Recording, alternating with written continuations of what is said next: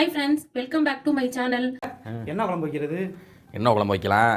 இந்த பயில்கிட்ட கேளு. அந்த பயிலா? ஆமா. அடே என்னடா குழம்பு வைக்கலாம்? புளிக்குழம்பு வைங்க. புளிக்குழம்பு வச்சு விட்டுருங்க. புளிக்குழம்பா? நேற்று தானே கொண்டக்கடலை குழம்பு வச்சோம், இன்னைக்கு புளிக்குழம்பா? சரி, சாம்பார் வைங்க. சாம்பார் வைக்கலாம். எனக்கு பிடிக்காது, சாம்பார் வைக்க கூடாது. சாம்பார் ஒரு தங்கச்சிக்கு பிடிக்கல, என்ன இல்லையா? சரி, புளிக்குழம்பு வைங்க. புளிக்குழம்பா?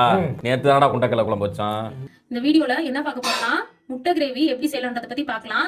அதுக்கு முன்னாடி மறந்துடாம என்னோட சேனலை சப்ஸ்கிரைப் பண்ணுங்க. என் வீடியோ பிடிச்சிருந்தா லைக் பண்ணுங்க, ஷேர் பண்ணுங்க, கமெண்ட் பண்ணுங்க.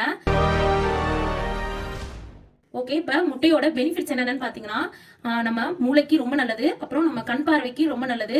அப்புறம் டெய்லி நம்ம குழந்தைங்களுக்கு டெய்லி ஒரு முட்டை கொடுங்க. ஏன்னா முட்டையில வந்து புரோட்டீன் ரொம்ப அதிகமாக இருக்குது, அதனால வந்து குழந்தைங்களோட வளர்ச்சிக்கு ரொம்ப நல்லது. அப்புறம் முட்டை வந்து டெய்லி நம்ம சாப்பிட்டு வந்தோம்னா நம்ம ஹேருக்கும் ஸ்கின்னுக்கும் ரொம்ப நல்லது. ஹேரோட வளர்ச்சிக்கு வந்து முட்டை வந்து நல்ல ஹெல்ப்ஃபுல்லாக இருக்கும். ஏன்னா முட்டையில நிறைய ப்ரோட்டீன் இருக்குது. முட்டை வந்து குட் கொலஸ்ட்ரால், அதனால முட்டையில வந்து ப்ரோட்டீன்ஸ் எல்லாம் நிறைய இருக்கனால குண்டா இருக்கிறவங்க வந்து டெய்லியும் ஒரு 3 முட்டை சாப்பிட்டீங்கன்னா வெயிட் லாஸ்க்கு வந்து ரொம்ப ஹெல்ப்ஃபுல்லாக இருக்கும். வெயிட் கம்மி பண்ணணும்னு நினைக்கிறவங்க டெய்லியும் வந்து ஒரு 3 முட்டை எடுத்துக்கலாம். நீங்கள் எப்படி முட்டை கிரேவி செய்யறதுன்னு பற்றி பார்க்கலாம். நான் வந்து 6 முட்டை எடுத்துருக்கிறேன். உப்பு போட்டு வேக வச்சு எடுத்துக்கிட்டேன். இப்போ நம்ம இதை உரிச்சுக்கலாம். இங்கே பாருங்க, உரிச்சு எடுத்துக்கிட்டேன். இப்போ வந்து நம்ம முட்டையை வந்து கட் பண்ணலாம். எப்படின்னு பார்த்தீங்கன்னா, இப்படி முட்டையை எடுத்துக்கோங்க. இங்கே பாருங்க, முட்டையை இப்படி எடுத்துட்டு அழகாக அந்த மஞ்சக்கரு வெளியே வராமல் இது மாதிரி அழகாக கட் பண்ணிக்கோங்க. இப்படி நீங்கள் கட் பண்ணிக்கிட்டீங்கன்னா இங்கே பாருங்க. ஓகே, இப்போ எப்படி செய்யறதுன்னு பார்க்கலாம் கிரேவி. பாருங்க, நான் மண் சட்டியை தான் செய்ய போகிறேன். ஃபஸ்ட்டு 2 ஸ்பூன் எண்ணெய் விட்டுக்கோங்க. எண்ணெய் காஞ்சோடனே அது லைட்டாக வந்து மஞ்சத்தூள் போட்டுக்கோங்க. ஒரு 1/2 ஸ்பூன் போட்டுக்கோங்க போதும். அதுக்கப்புறம் ஒரு ஸ்பூன் வந்து மிளகாத்தூள் போட்டுக்கோங்க. இப்போ வந்து நம்ம முட்டையெல்லாம் போட்டுக்கலாம். முட்டையை போட்டு நல்லா ஃப்ரை பண்ணி எடுத்துக்கலாம். இது மாதிரி நம்ம ஃப்ரை பண்ணி எடுக்கும்போது அந்த நம்ம சாந்து வந்து முட்டைக்குள்ள நல்லா இறங்கும். நம்ம கிரேவி செய்யும்போது செம்ம டேஸ்ட்டாக இருக்கும். அதனால தான் இப்படி செய்யறது. முட்டை நல்லா வறுத்துக்கலாம்.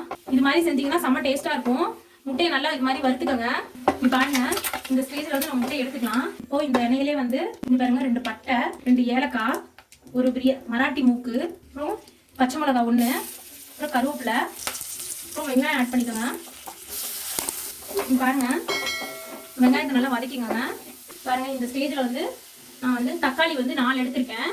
இந்த 4 தக்காளி வந்து பேஸ்ட் பண்ணி நம்ம இதில் ஆட் பண்ணிக்கலாம். 4 தக்காளி. பாருங்க, வெங்காயம் நல்லா வதங்கிடுச்சு. இப்போ வந்து தக்காளி வந்து நான் பேஸ்ட் பண்ணி வந்துட்டேன். இதை வந்து இதை ஆட் பண்ணிக்கலாம்.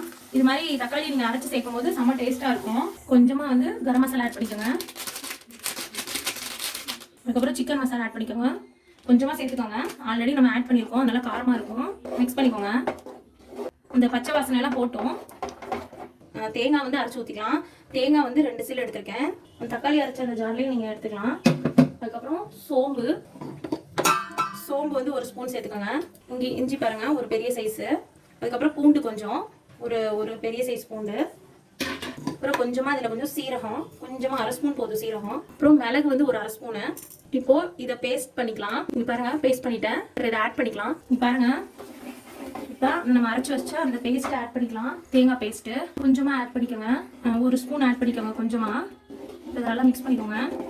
இப்போ வந்து கிரேவி வந்து நல்லா அந்த பச்சை வாசனை போகட்டும். இப்போ எனக்கு உப்பு போட்டுக்கோங்க. நான் உப்பே போடல, 1 ஸ்பூன் போட்டுக்கோங்க கல் உப்பு. நல்லா கொதிக்கட்டும் கிரேவி.